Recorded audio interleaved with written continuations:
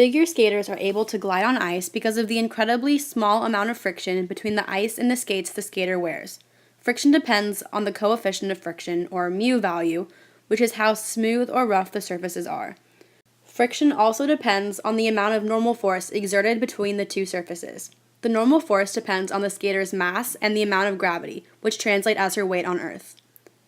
Because both the ice and the blade of her skates have a very low coefficient of friction, there is minimal resistance exerted on the skates by the ice. This allows the skater to glide, exemplifying kinetic friction.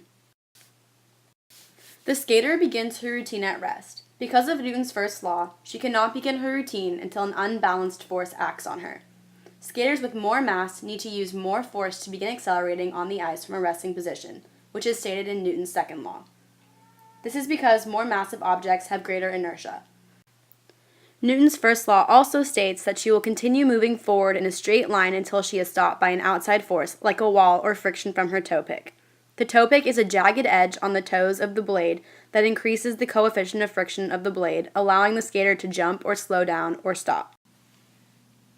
Newton's third law explains how she is able to begin her routine and how she is able to accelerate on the ice and jump. The skater applies a downward and backward force with her skates angled. The ice pushes the skater back with an equal amount of force, but in an opposite direction. Because the skater has less mass than the ice as a whole, the effect of the force affects her more than it affects the ice, so she accelerates forward. To increase her speed, she will push down on the ice with her skates at a greater angle, which allows her to increase the amount of force exerted on the ice, and in turn, increases the amount of force the ice exerts on her. Newton's second law allows her to accelerate. When the skater pushes her skates into the ice with more force, it causes a greater initial velocity in the x direction, and she will accelerate more in the direction of the net force exerted on her by the ice. Again, the heavier the skater, the more force she needs to exert in order to accelerate. The skater will be harder to accelerate or decelerate if she has more mass or more velocity because of her momentum and because of the law of conservation of momentum. This also applies to angular momentum, which explains how the skater spins. The skater starts her spin by exerting a force on the ice. This force is called torque. The amount of torque needed to make an object accelerate at a certain rate around an axis of rotation is determined by how great the moment of inertia is, or how much angular velocity the object has.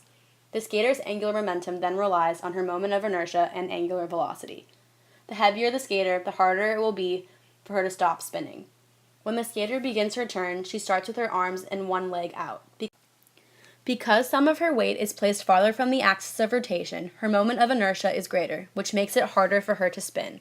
When she brings her limbs closer to her body during the spin, she decreases the distance between her limbs and the axis of rotation, which decreases her moment of inertia and causes her to spin faster.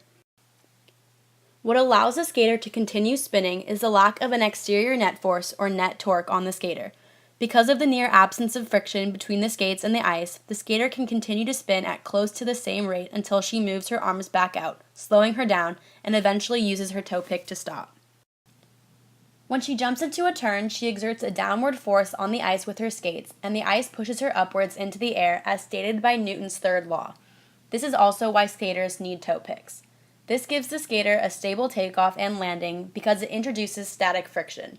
The skater then begins turning her skates and body, which exerts a net torque, causing her to turn in the air. With the constant force of gravity acting on her, she accelerates downward at 9.8 meters per second squared.